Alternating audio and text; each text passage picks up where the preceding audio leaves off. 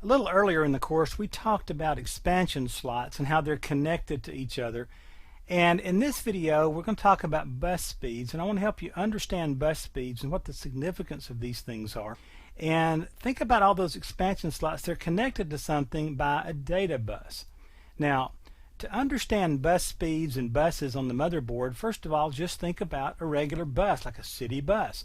We've got 1,000 people, all right? We got people here, and we need to get them over here. Well, how can we do that? Well, we could use a bus, right? A bus could take them to their destination, so we load a few people up, and the bus takes them over to where we want them to go, right? Well, a faster bus could get them there even quicker, so we load the bus up and get them straight away right over there, and we can move them. We can make multiple trips by putting 100 people at a time. It's going to take us 10 trips.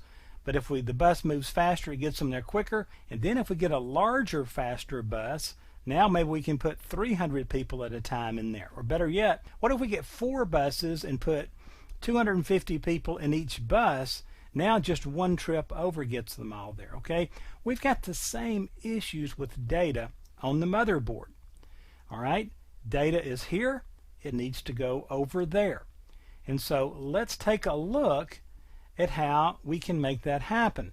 Now remember, if you go back and look at the video that I did on understanding chipsets and how they work, if you remember, all the chipsets were trying to talk to the CPU, right? And the way they did that was they went through the administrative assistants that we know as the North Bridge and the South Bridge. Well, the connections between all of those devices are, you guessed it, buses. And the speeds of these buses will drastically affect how fast your computer can run.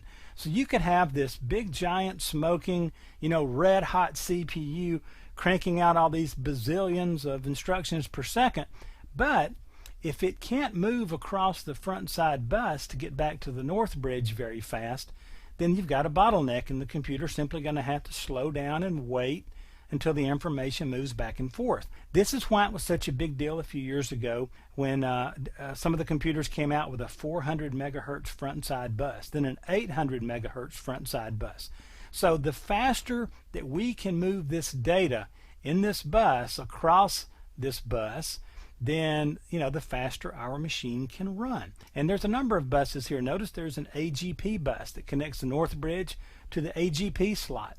There's a PCI bus that connects the South Bridge to the PCI slots. There's a memory bus that connects North Bridge to the memory locations. And then there's ATA bus that connects the disk functionalities to the South Bridge. And on each one of these buses, the faster they are, the faster we can move data across them, the faster our PC can be. So generally, when you just hear the word bus speed on a PC, they're talking about right here the front side bus. This is the one that's used the most, obviously. This is the main bottleneck.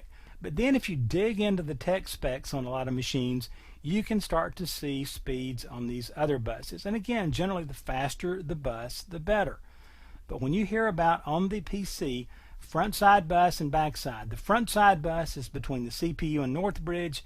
The back side connects to the South Bridge, okay? But if you can understand how all these buses move data, now you know the significance of bus speeds, and as always, faster is better.